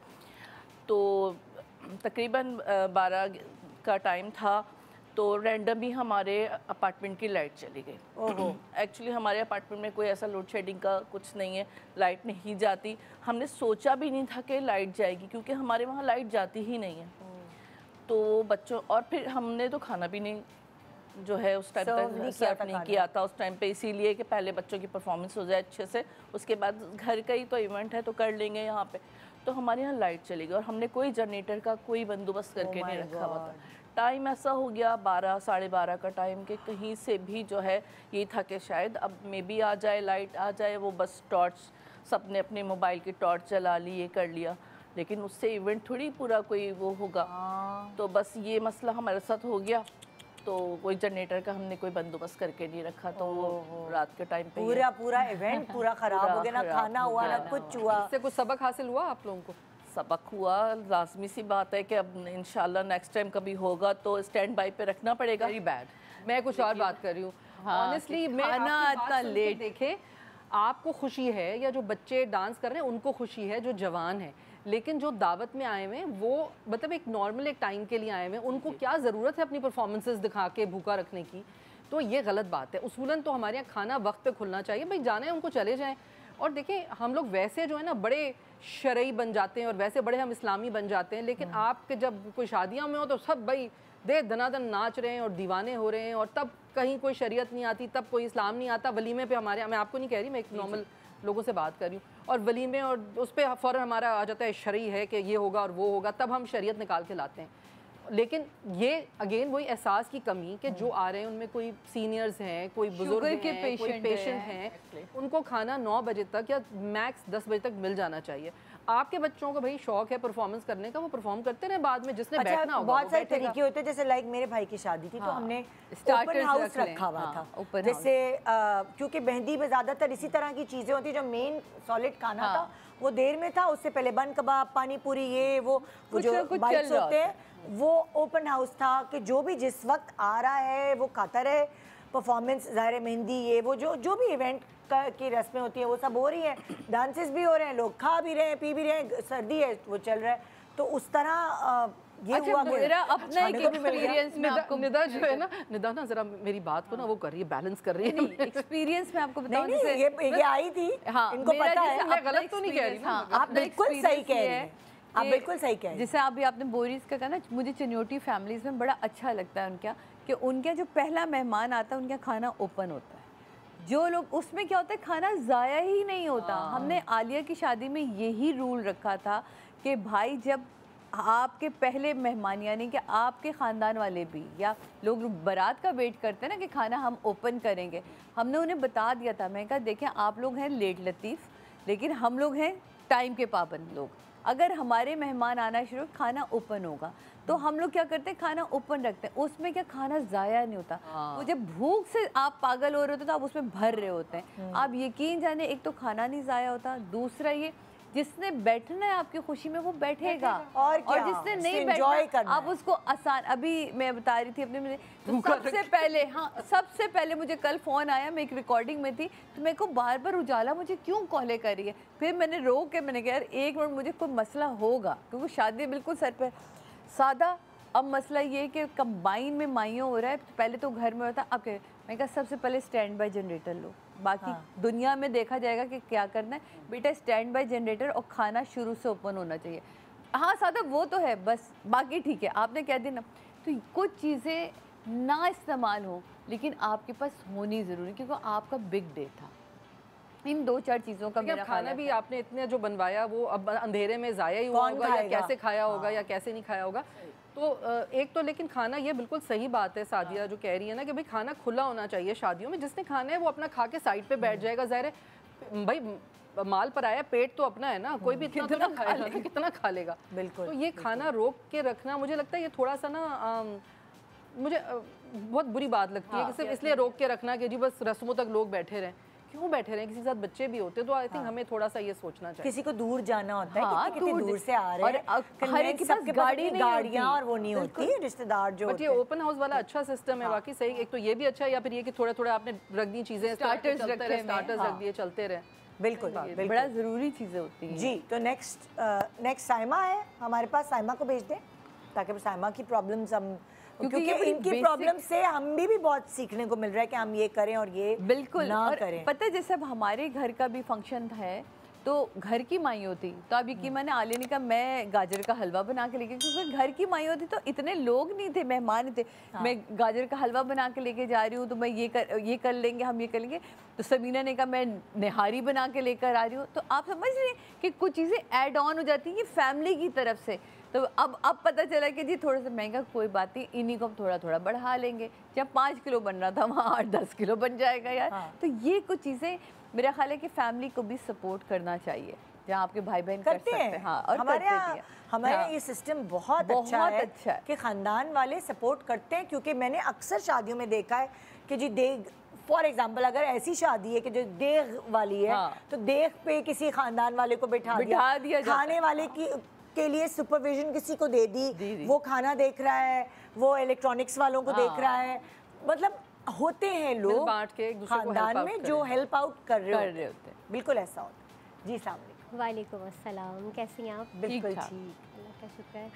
हाँ जी, मेरी स्टोरी वैसे तो काफ़ी इंटरेस्टिंग भी है, लेकिन अच्छा। सबक आमोज़ भी है अच्छा। कि मेरी फ्रेंड की शादी थी। हाँ अच्छा, उसमें मतलब हम पूरी इवेंट में बड़े आगे आगे थे, बहुत अच्छे से हमने एंजॉय किया।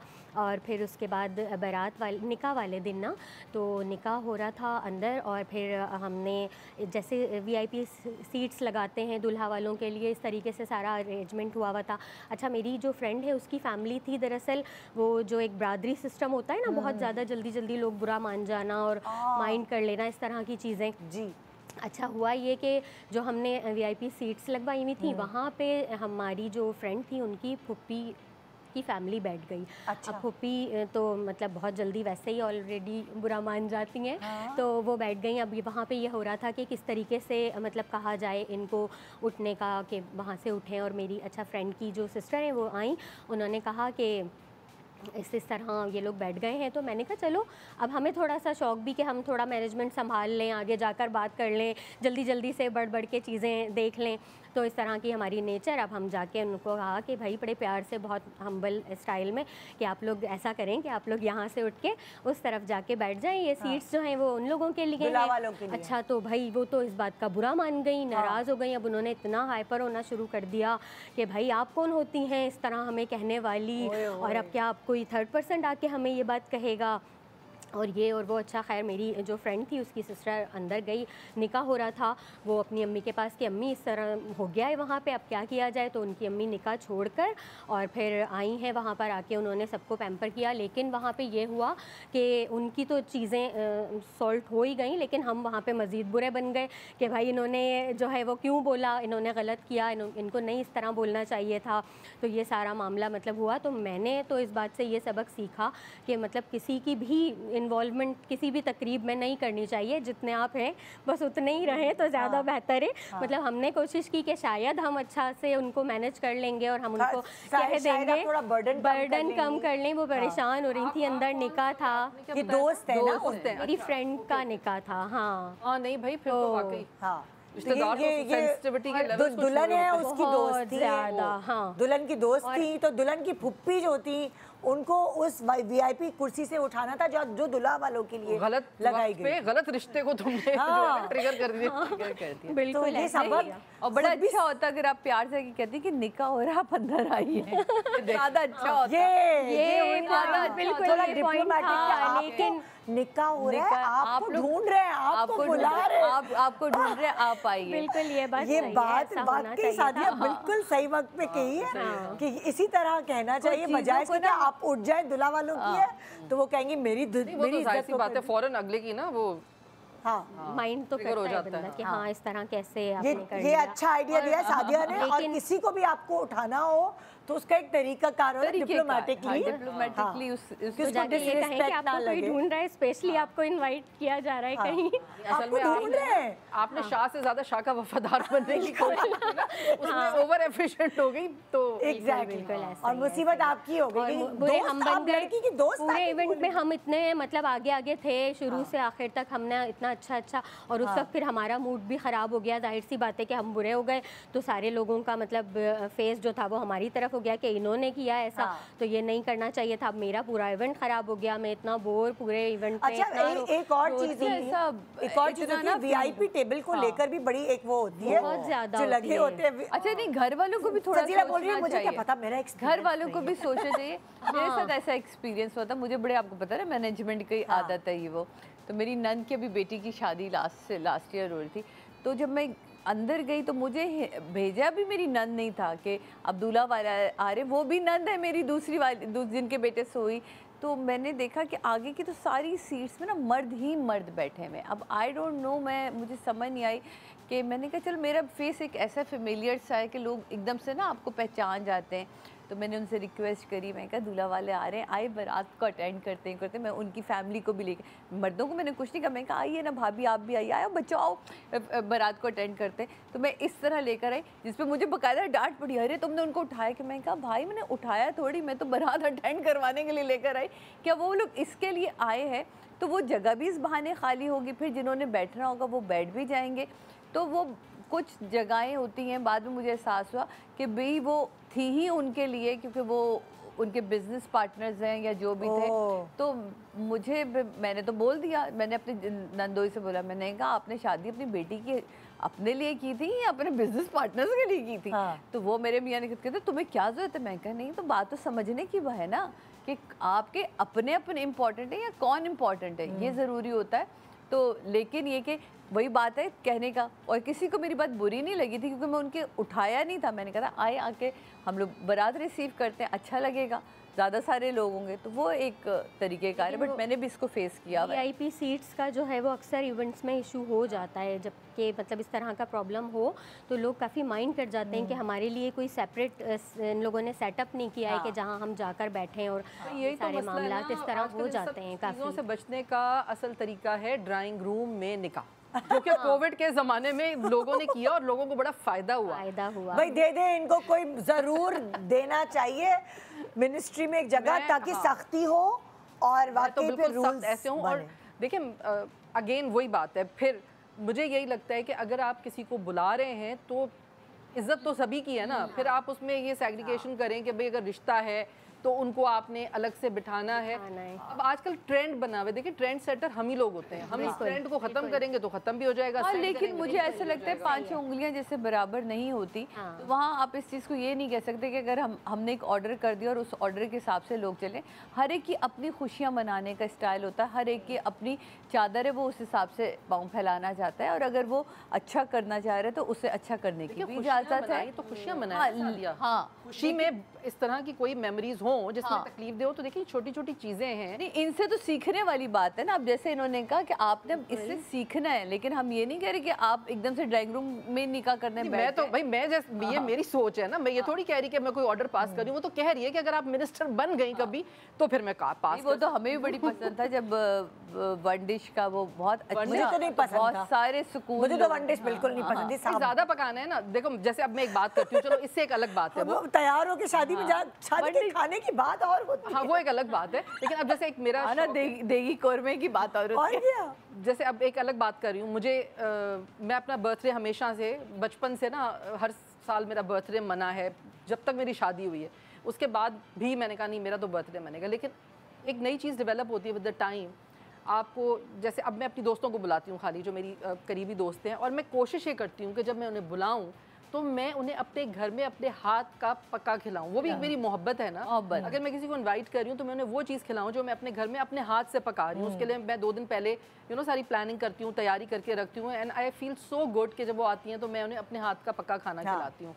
तो बात ये कि ये छोटी छोटी चीज़ें होती हैं जो आपने खुद जैसे ट्रेंड सेट करना है। अब जैसे आप कह रहे हो कि चलो भाई शादी का खाना, अब आपको खाना है ना, अपने घर में बना के खा लो, देग मंगवा लो घर में, लेकिन वहाँ पे एक ही डिश रखो।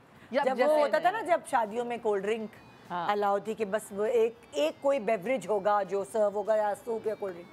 हाय अल्लाह, हालांकि ऐसा नहीं होता था कि हम तैयार होके गए हैं फिर हम रेस्टोरेंट में जाके खाते थे, लेकिन बस वो मज़ा अधूरा रहता था। खाने भी बड़े अच्छे होते थे। पहले होता था एक बिरयानी, एक कोरमा, ताफ्तान, और साथ में कोई एक मीठी खीर वीर, कोई इस तरह की चीज होती थी, तो उसको खाने में मजा भी आता था। अब तो हम डाइट ही कर रहे होते हैं, लेकिन फिर भी आई डोंट नो, जब आप पूरा 4 किस्म के तैयार होके शादी में जाते हैं तो बस उसका एक मुझे अलग मजा लगता है। हाँ, ये तो होना चाहिए। वो शादी की ताफ्तान, वो शादी की शीरमाल। हाँ, लेकिन अब तो जायका भी नहीं है जो अंग्रेजी। अच्छा, ब्रेक आ गया है। इस दफा तो हम ब्रेक ले नहीं रहे। शादी पता नहीं क्या इतना मजे की बातें होती है, खाने की बातें।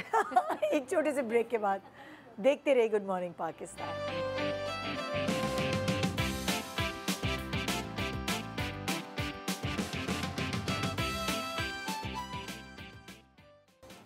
Welcome back, good morning Pakistan. So इससे पहले कि हम शादी के खानों की बात करें जिसमें बदहज़मी हो जाती है, हम पहले ये क्यों ना कहें कि अगर आप रोज़मर्रा का जो आप खाना खाते हैं उसकी एक आदत बना लें कि आप टपाल ग्रीन टी उसमें ऐड इन कर लें, अपने लाइफस्टाइल में ऐड इन कर लें, तो आपको फ़ायदा ये होगा कि आपको एक तो बदहज़मी नहीं होगी, ठीक है, सबसे बड़ी बात ये है।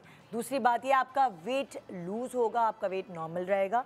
तीसरी बात ये है कि बढ़ती उम्र के असरात कम हो जाएंगे, देर से बढ़ती उम्र के असरात नज़र आएंगे, क्योंकि ये इसमें एंटीऑक्सीडेंट्स शामिल होते हैं जो आपकी उम्र को भी जो है थोड़ा सा रोक लेते हैं, कैंसर से दिफा करते हैं और मोटापे को गायब करने में थोड़ी आपकी हेल्प कर लेते हैं। सो अगर आप इसे अपनी डेली यूज़ का हिस्सा बनाएंगे तो आप दुआएं देंगे टपाल ग्रीन टी को।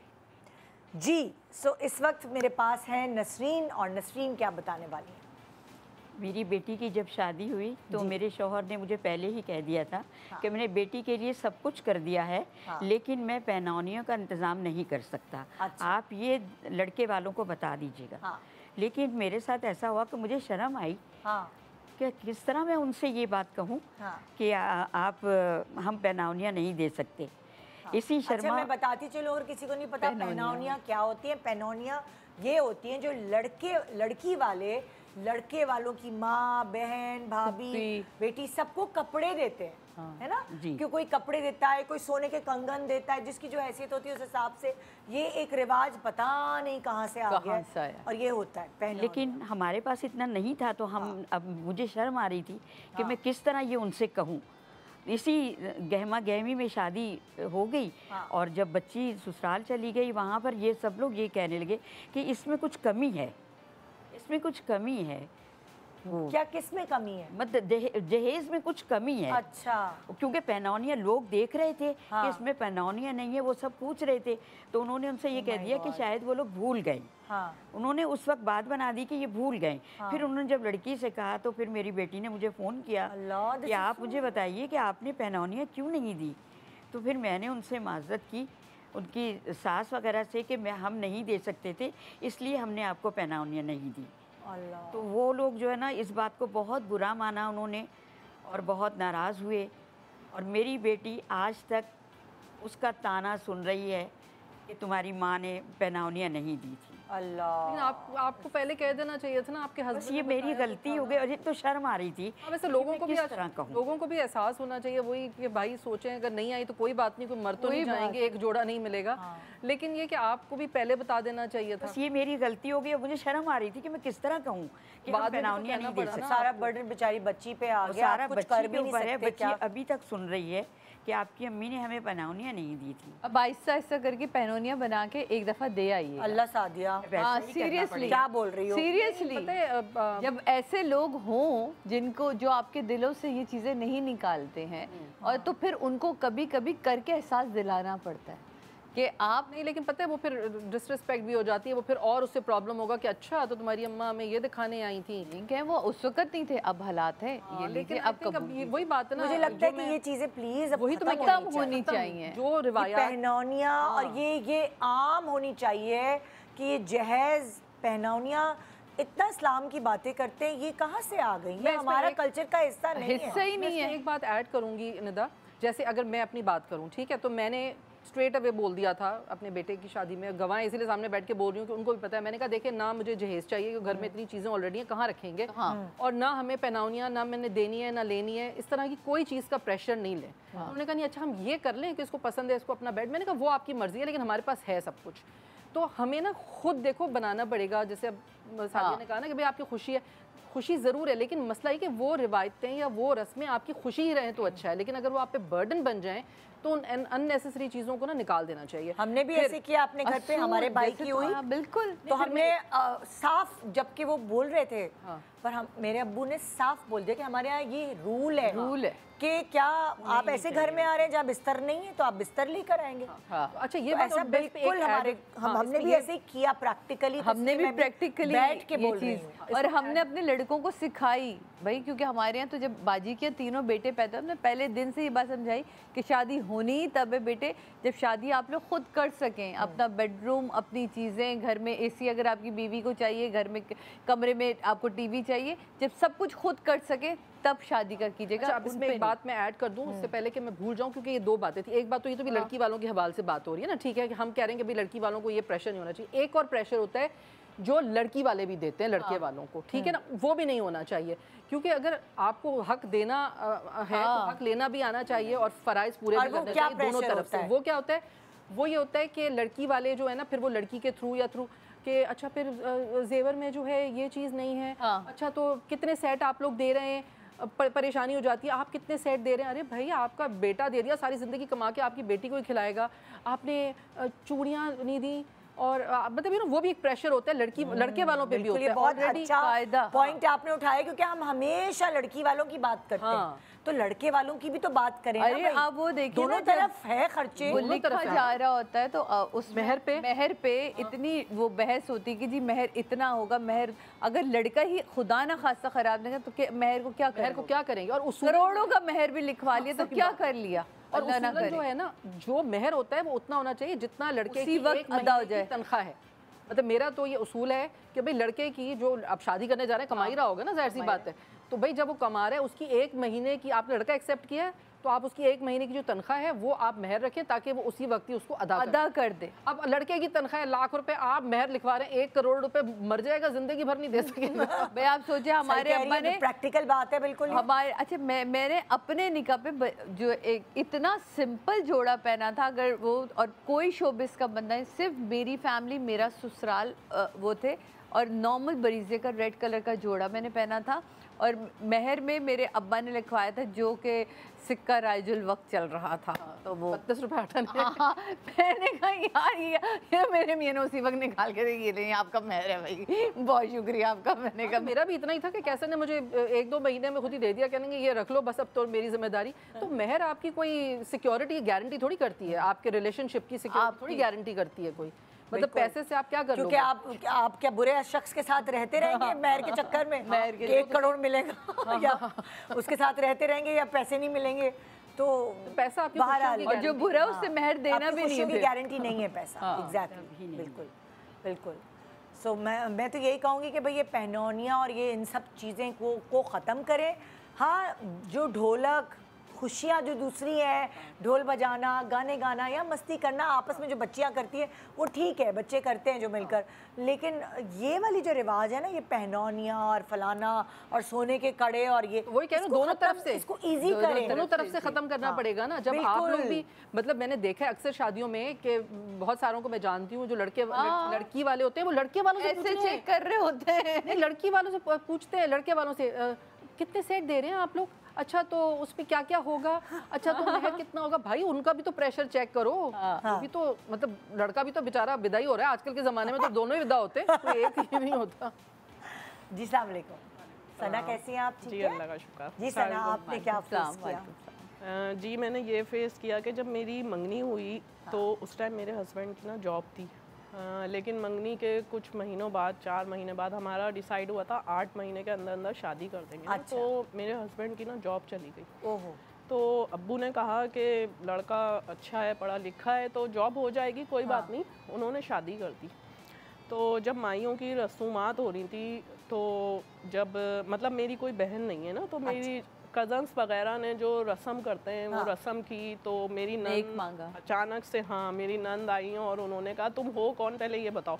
किसको बोला? मेरी कज़न को। अच्छा। वो 12-13 साल की बच्ची थी, छोटी थी, तो इसकी तो कोई बहन ही नहीं है, तो तुम कौन हो? तो उसने कहा मैं कज़न हूँ, इनकी बहन ही हूँ। तो कहने लगी, अचानक से सब खड़े हुए, रस्म हो रही, कहने लगी इसकी तो जॉब ही नहीं है, तुम्हें पता नहीं है क्या? तो वो सब मामू की बहन, लड़के की बहन ने कहा कि इसकी जॉब नहीं है, तुम्हें पता नहीं है क्या, जो मतलब नेक मांग रही हो, मतलब मांगो ही नहीं ना सिरे से। जिस चीज को उन्होंने ढांप के उनकी इज्जत को रखा था, उन्होंने खुद ही, मेरे अब्बू ने किसी को नहीं बताया था कि मतलब जॉब खत्म हो गई है, इज्जत रखी हुई थी, लेकिन उनकी अपनी बहन ने उनकी इज्जत मलिया मेड कर दी। ओए होए। सेकंड ये हुआ कि शादी के अगले दिन जो जाती है लड़की अपने मैके और रसूमात होती हैं चौथी वगैरह की, तो जो इन लोगों ने किया था माइयों में, तो हम घर वालों ने ये डिसाइड किया था कि कोई जूता छुपाई है कुछ भी नहीं करेंगे ना। अच्छा। तो ये लोग एंटर ही हो रहे थे तो मेरी नन साहिबा रोती भी आई हैं अंदर और कहने लगी कि मेरा पर्स ना टैक्सी में रह गया है और उसमें गोल्ड का सेट था और इतने इतने पैसे थे, और मतलब रोती रही वो जितनी देर वहाँ रही ना। ये भी मेरे हस्बैंड भी अंदर ही नहीं आए, बाहर चले गए टैक्सी वाले को ढूंढने, और अजीब सा मतलब माहौल कर दिया ना कि ये लोग कोई रस्म नहीं करें, इतना इनको अंडर प्रेशर करो, फिर वही हुआ कोई रस्म नहीं हुई। तो ये इस तरह के मतलब मामलात थे। हाँ। तो अब क्या कर सकते हैं, स्ट्रेसफुल शादी रही बहुत ज़्यादा बहुत। अब आपकी नंद, वो जो नंद है आपकी शादी के बाद, वो कैसी हैं आपके साथ? वो वैसी हैं जैसी थी, बस तो फिर ये उनका मिजाज का हिस्सा। हाँ, वो एक मतलब क्रिएट करना, कोई एक पीस ऐसा होता है जो रंग में भंग डालता है। जब भी कोई एक पूरा इवेंट होता है तो वहाँ उसकी कोई ना कोई ऐसी चीज होती है। तो ये आप फिक्र नहीं करें, हर खानदान में ऐसी हर खानदान में। वो फिर आपको शादी के बाद आइडिया हो गया कि वो फिर स्पेशली उन्होंने अपने भाई या आपके लिए नहीं किया, उनको आदत है। हाँ, वो फिर यही है कि उसी तरह फिर मैं उनसे रिजर्व होकर चलती हूँ अभी तक। ये कि ऐसे लोगों से दुश्मनी फासले ही अच्छे हैं, दोनों खतरनाक। और ऐसे लोगों से फासला ज़रूरी है, और ताकि आपकी ज़िंदगी के और मसाइल जो है ना वो सही से रहे, क्योंकि ऐसे लोग जो होते हैं वो ना खुद खुश होते हैं ना वो दूसरों को डेंजरस होते हैं, किसी और को खुश भी नहीं देख सकते ना। एक और ये प्रॉब्लम भी है जब शादियां भी करते हैं। वैसे ऑनेस्टली मैं नज़र पे भी मुझे ये है कि भाई नज़र भी होती है, और नज़र उनकी भी होती है कि जिनको वो चीज़ें मतलब इट्स जस्ट नॉट अबाउट चीज़ें, इट्स अबाउट जो रूहानी सुकून भी नहीं होता ना किसी को। कुछ लोग अंदर से ही अनहैप्पी अनसेटिस्फाइड होते हैं, हासिद लोग होते हैं, बिल्कुल। तो उनको भी ये बड़ा प्रॉब्लम होता है। इसलिए इंसान को ना अपनी खुशियों को बस एक लिमिट तक ही रखना चाहिए, और ऐसे लोगों से मैं तो कहती हूँ डिस्टेंस मेंटेन करें, चाहे वो आपके रिश्तेदार ही क्यों ना हो, उन्हें दूर रखें, क्योंकि आपके ना मेंटल पीस के लिए बहुत ज़रूरी है। सो पता है, और स्पेशली जब शादी में ये रस्में होती हैं और उसमें ऐसा हो ही नहीं सकता कि लड़ाइयाँ ना हो। रस्में, गाने, गिरती हुई दीवार को एक धक्का और दो, तो उस वक्त है ना दुल्हा दुल्हन जो होते हैं ना उनको इतना मजबूत बनना चाहिए कि ये सब फन के लिए हो रहा है। वो चीज़ें आगे आगे चलकर जो है ना जहर नहीं बननी चाहिए जिंदगी, सही कह और दिल पे नहीं लेना चाहिए। बस उन्होंने भी ये नहीं सोचा कि मैं अपने ही भाई की इंसल्ट कर रही हूँ सबके सामने। वो लोग सोचते वो सोचते नहीं है, उनको खुद अपने आप को नुमाया करना होता है कि मैं बहुत इंपॉर्टेंट हूँ, देखो। और वो मतलब भाई की शादी हो रही है, मेरे ख्याल उसको तो ये भी स्ट्रेस होगा कि शादी ना हो, हम इनके साथ मतलब भाई हमारे कंट्रोल में। कुछ लोगों को होता है ये प्रॉब्लम। इट्स जस्ट नॉट भाई, इट्स अबाउट समटाइम माँ, लड़की की माँ, लड़के की माँ। ये रिश्ते ऐसे हैं कि उनकी साइकी आपको नहीं पता होती। हमारे यहाँ लोग इतने साइकोलॉजिकल मसाइल से भी गुजर रहे होते हैं कि कहीं जहाँ उनको लगता है ना कि अच्छा यहाँ मेरा दाव चल सकता है, तो वो समहाउ अपना दाव भी ज़रूर चलाते हैं। उसके लिए बस ये होता है कि आपको ना अपना जहन थोड़ा ऐसे खुला रखना होता है, आपको आंखें भी खुली रखनी होती हैं, आपको समझना होता है थोड़ा चीज़ों को। तो ये तो है यहाँ पे। तो ये प्रेशर्स जो हैं ये बहुत सारी शादियों में होते हैं। आपने बहुत अक्लमंदी से वक्त गुजार दिया। गुजार दिया, क्योंकि लेकिन देखो मेमोरी तो एक आ गई ना, करना पड़ता है। ये मेमोरी जो ट्रिगर करती रहती है सारी जिंदगी। दुख होता है सारी जिंदगी, क्योंकि उस वक्त उस जॉब का इतना नुकसान नहीं हुआ।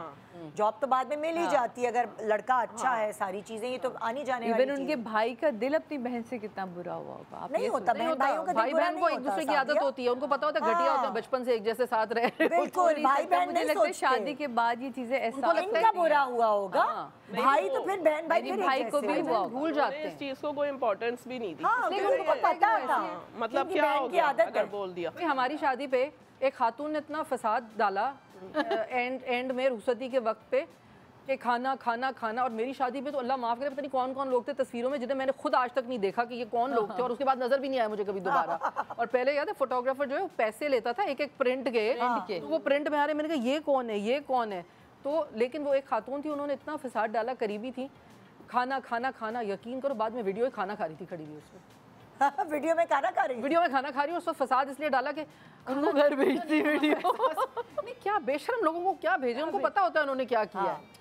तो ये तो दूसरे के इवेंट्स को अच्छा बनाना चाहिए बजाय इसके कि आप उनके इवेंट्स को खराब, बजाय इसके कि आप अपनी ही तरबियत और अपना किरदार वहाँ दिखा रहे हो। बेहतर है कि आप सोचते ही नहीं है ना ये लोग ऐसे। चलिए जी एक ब्रेक की तरफ, ब्रेक के बाद और मसाइल मुश्किलात क्या हो सकती हैं खबरदार करना हमारा फ़र्ज़ है आपको। Good morning.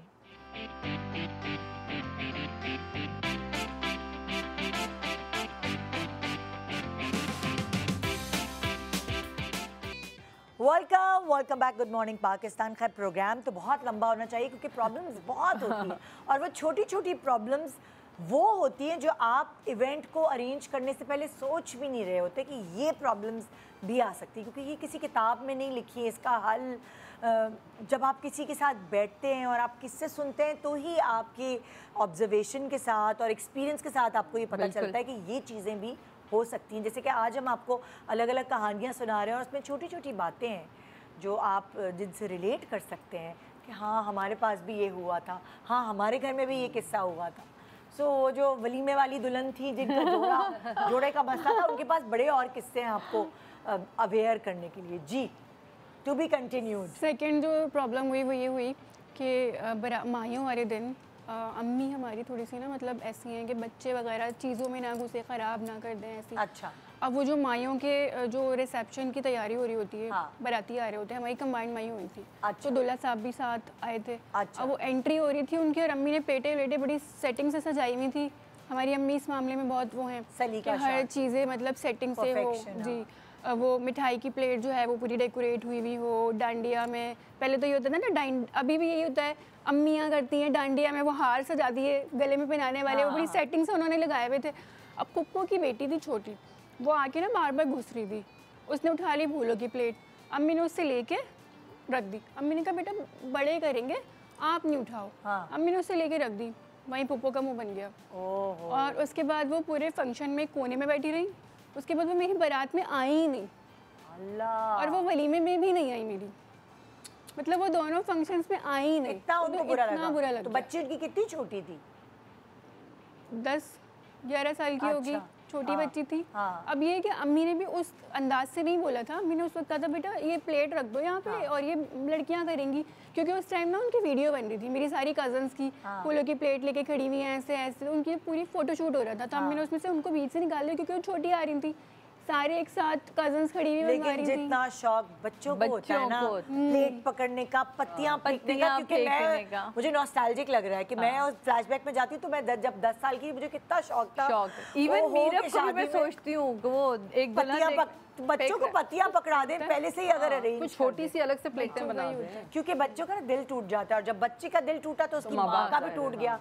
और फिर वो फुप्पो वाला रिश्ता तो फिर आ गया कि भाभी ने जान के मेरी बेटी का दिल दुखाया।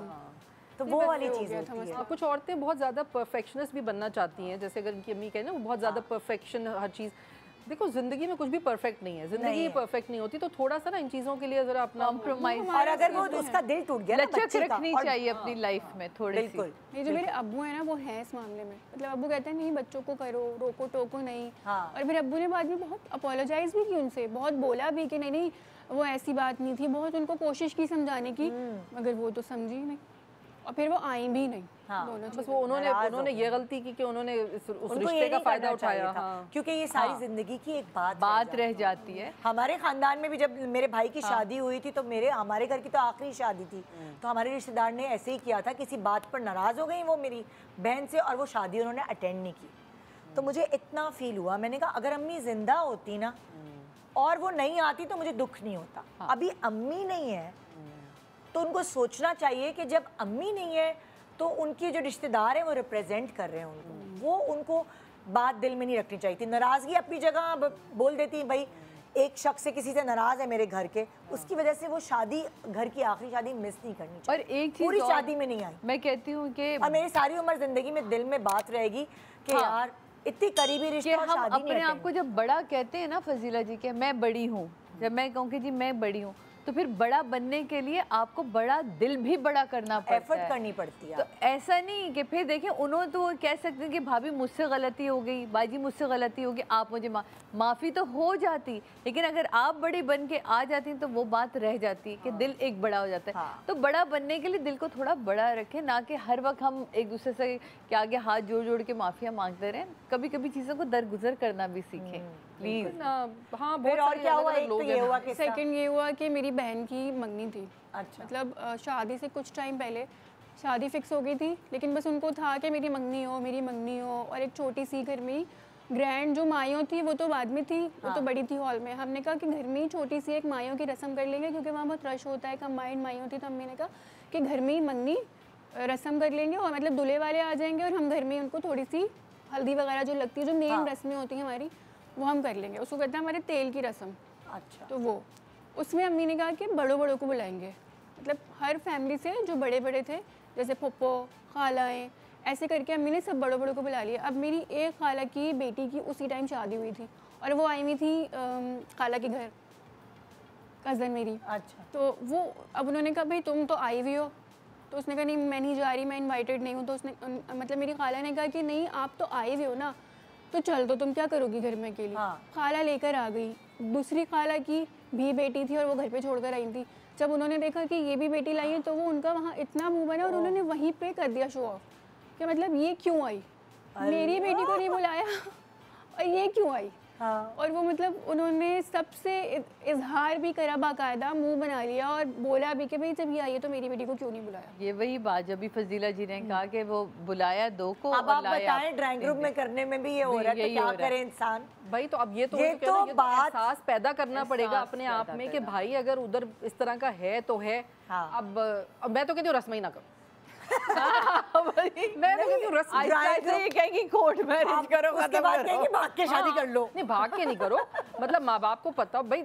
अगेन वही बात है ना कि जरूरत क्या है इतना फसाद डलवाने की। आप नहीं, मेरा ख्याल है लोगों को इस बात का कंक्लूजन ये कि आप सबको खुश नहीं कर सकते, खुश नहीं कर सकते। आप ये बात जान लें, चाहे आपके घर में शादी हो, चाहे आपके घर में कोई इवेंट हो, कुछ भी हो, आप चाहे कितनी भी प्लानिंग कर लें, आप सबको कभी खुश नहीं कर सकते। भी मतलब मैयत पे, हाँ वही तो मैं कह रही हूँ, उसमें मैयत पे भी लोग फसाद डाल बोटी देते नहीं हैं। मिलती तो नाराज हो जाते हैं लोग, या कुछ कह दो तो वो फौरन उनके पता नहीं कौन से वाले उसूल आ जाते हैं। तो भाई साफ सी बात है, एक कान से सुनो दूसरे कान से निकाल दो, थोड़ा सा रिलैक्स हो जाओ। यानी कि आज बता दिया निदा ने कि दो कान क्यों मिले। हाँ, इसीलिए मिले। तो वो इतना ज्यादा स्ट्रेस नहीं लेना चाहिए चीजों का। आप अपनी से पूरी कोशिश करते हैं, मगर कभी ना कभी कहीं ना कहीं कमी रह जाती है, क्योंकि आप परफेक्शनिस्ट नहीं हैं और थोड़े होते हैं तो कमी नहीं रहती। बस दुआ करते रहें कि जो भी इवेंट होने वाला है अल्लाह ताला साथ खैरियत के गुजार दे।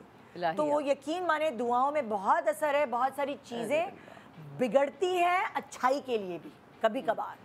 सो ये था हमारा आज का show. Thank you so much आप लोगों के एक्सपीरियंसेस और आप लोगों की बातें, ख्यालात और इन सब की छोटी छोटी गलतियाँ अगर कुछ सिखा सकें तो वेल एंड गुड। आज के शो की जिम्मेदारी पूरी। Good morning Pakistan. खुदा हाफिज़।